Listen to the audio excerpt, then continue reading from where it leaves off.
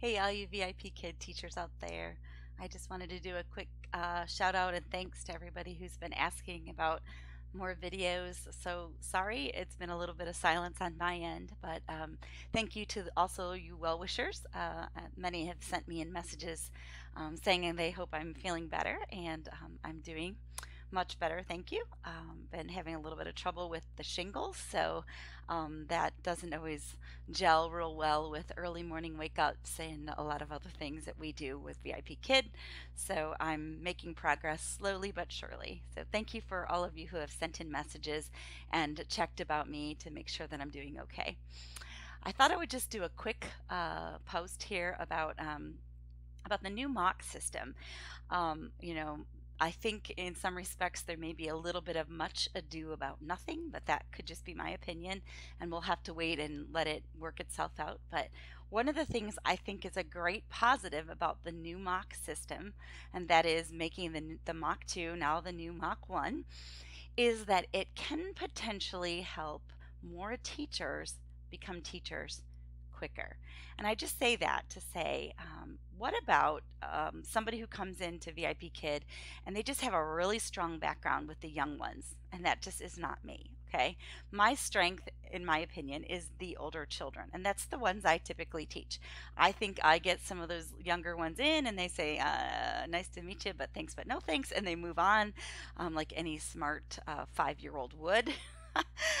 Because it's just not my wheelhouse anymore. I have adult children, I have adults all around me, so it's been a while since I've dealt with very, very young children.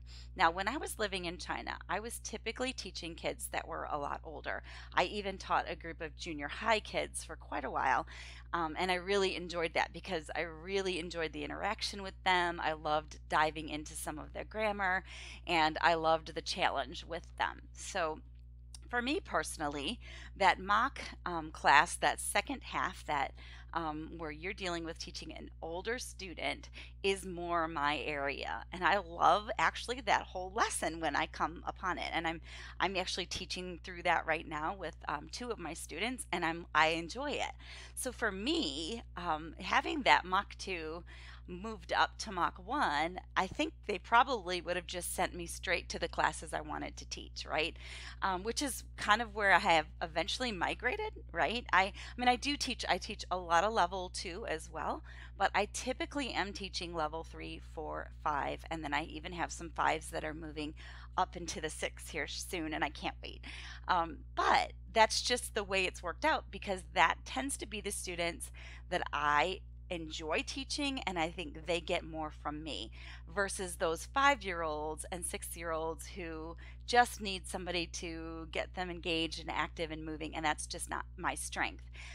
I do teach a lot of pre-VIP kids that I have. I have several that are my regular students, and I'm not saying that I don't enjoy them, but it is a much more difficult class for me than it would be for some of you who have that background and just love, love, love those little ones. So sometimes I just wish I could raise my hand and say, can somebody take this class and then I'll take your level 4 or level 5 that you just are dreading? You know, like I just want to do, like, can we do a switch somewhere? So I think that's where we're headed. I think we're headed towards getting the teachers into the places that are kind of their wheelhouse, you know, and then eventually with time giving you the opportunity to teach some classes, get some time under your belt in the other in the level that is your wheelhouse, and then you say, hey, you know, I'd like to dabble a little bit in the other ones, and so I'll take some workshops, I'll get some prep done, and then I'll go ahead and test those waters at a later date. But it gets you in the door instead of, okay, you can't teach either level. You know, one level you're good at, but the other level you stink, and so like you don't get the job. So I kind of view it as a positive thing. Now, I will say logistically, it's difficult for a lot of people. It's difficult for the mock evaluators, I think, because now they've made a pretty big change.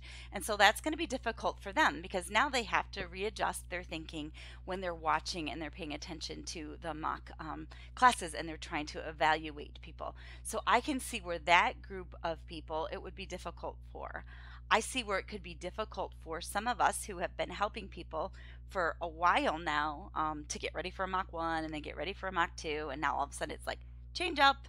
Now we have to switch our materials and rethink all of the strategies and try to help them to maybe put their best foot forward in a different way. And so coaching them is difficult. So there's that aspect of it as well. But I think as a whole, a teacher coming in for the first time and having to teach the two different levels, they get a chance to showcase themselves and then maybe, okay, I'm not as good with that young no speaker class, but I'm really good with the ones that know how to read a little bit and they like to have the conversations. And hey, I know how to extend a PowerPoint and really get them talking because that's what I do in my classroom every day because I teach junior high kids or something of that nature. And so I think it could be a really good thing. It could be an opportunity for, say, somebody who is used to teaching lower elementary and that's just their area. I know I've talked with several teachers at one of our meetups that said, "Hey, I just love the little ones because I'm a kindergarten teacher, and so that's my area, and I really could care less about teaching that older class." So this gives them a chance to really show themselves on that level. And so I think we need to look at it with a little bit of a different perspective. Not a, what are they doing? This is crazy, but more of a, I wonder if this could provide maybe everybody an opportunity to get a job, but just at a different place, a different placement for a time. But also think about it, guys. Like, I am not as good at teaching the 5-year-olds as I am at teaching my 11-year-olds and my 12-year-olds even. So I would be really glad to say, hey, great. Go ahead and sign me up for the 8 to 12-year-old kids, that range. Keep me there. But please take the pre-VIPKID away from me because I just stink at it. And other people, they're like, oh, pre-VIP kids, I can't wait to teach them. So I think it's a great thing because all it's doing is what we've already done in education anyway, right? Some of you sign up to teach elementary. Some of you sign up to teach like 10th grade history. So we're all at different places. So let's kind of look at it that way, that this gives us an opportunity to get teachers in who are teaching right in the range that works best for them. And I honestly think it'll end up being more teachers getting more jobs. So I think we need to think of it that way. So I thought I would just throw it out there. It was something that has been buzzing around in my mind. I realize it's not everybody's opinion, and that's okay because this is just me talking, and that doesn't necessarily mean that I'm right. But I had been thinking about it, and especially with some of my candidates right now, I'm thinking, oh, well, she said she's an 11th grade history teacher, so she's probably going to do really well with level 3, 4, and 5. Those are the kids that are, of the older age, and they're reading and they're talking about a lot more difficult concepts than my level 2 kids who are just learning about the family and about their clothes and those kinds of things. So let's look at it from a positive perspective. This might end up meaning that we have more coworkers quicker, and a lot of our candidates might get through a lot easier because of this new system. So here's hoping that that's what the outcome is, and I think it will be. Let's watch and see. Until next time, have a good day.